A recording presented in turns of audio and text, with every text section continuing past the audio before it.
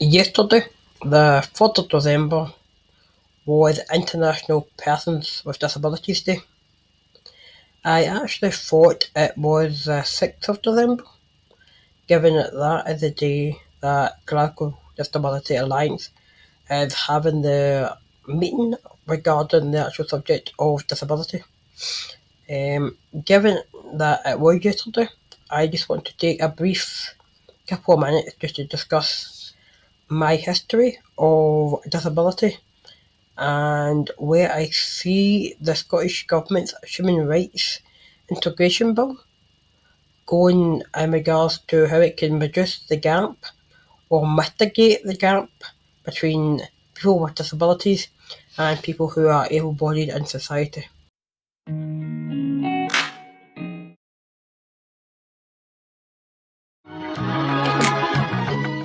Like, subscribe, and click the bell to get notifications when I post. Okay, as some viewers may know and some may not know, I was diagnosed with a brain tumour at the age of 4 and had a stroke roughly about the same age as a result of the brain tumour, I'm assuming. Now, what has happened due to that is I have been left with multiple disabilities, a lot of them obviously being on a sensory nature, so I can't see out of this eye when I wear glasses due to the fact that if I remove the glasses, then I see double vision, which results in the inability to see the computer screen. I also can't hear high pitched sounds, so I have to wear hearing aids. A few other things that I can't do would be to cut my own toenails due to my spine being shunted. Um, can't walk a straight line due to balance problems. Have muscle imbalances due to the fact that I've been using my right side, my right hand, my right leg, and whatever a lot more on my left, as I've been growing up with the imbalances since the age of 4. So yeah, there's a few things there that obviously I can't do, and I'm sure that there's a lot more that I can't do. However, as I was diagnosed at the age of 4, I don't know what I can't do.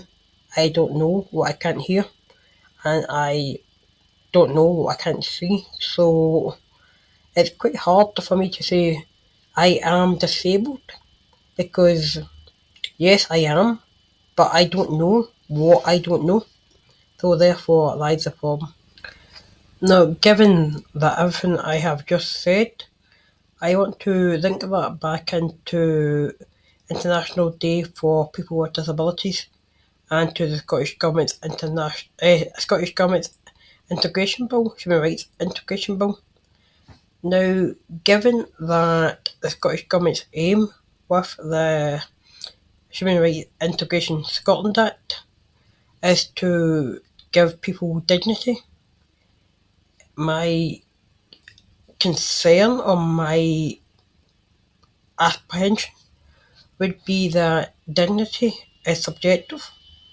From my perspective, the way that I would see me having the maximum dignity or the maximum utility, which is obviously an academic terminology for happiness, would be for me to have a good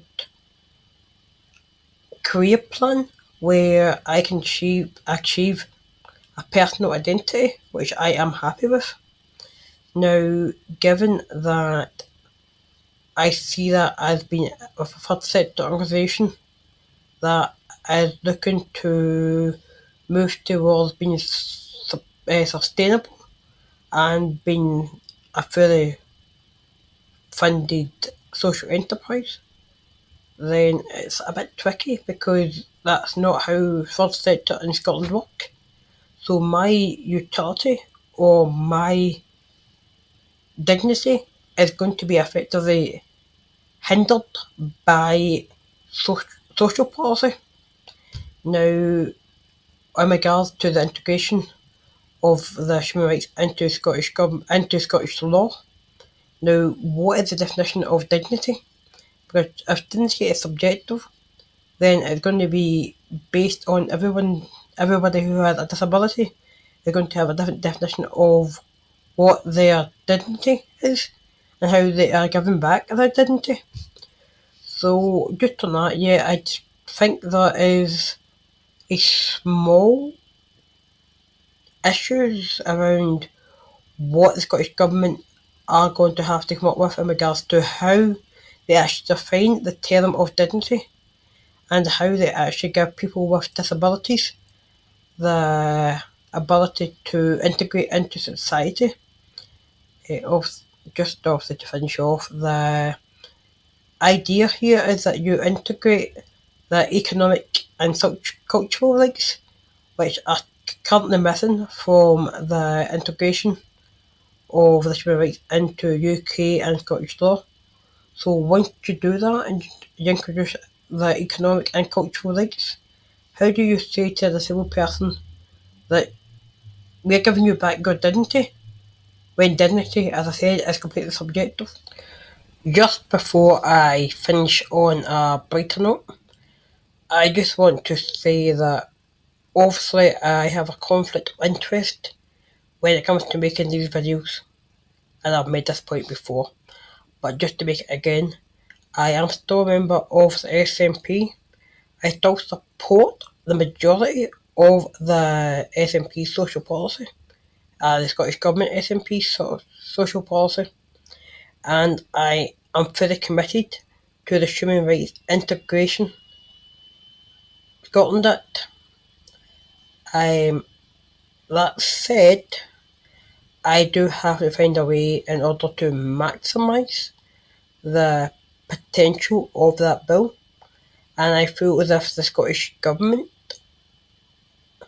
given the fact that I sat on the Human Rights Integration Lived Experience Board for a year, does not have the capacity or the resources that it needs in order to implement a human rights integration bill to its maximum potential, and therefore we should be focusing more on the third sector and on social enterprises.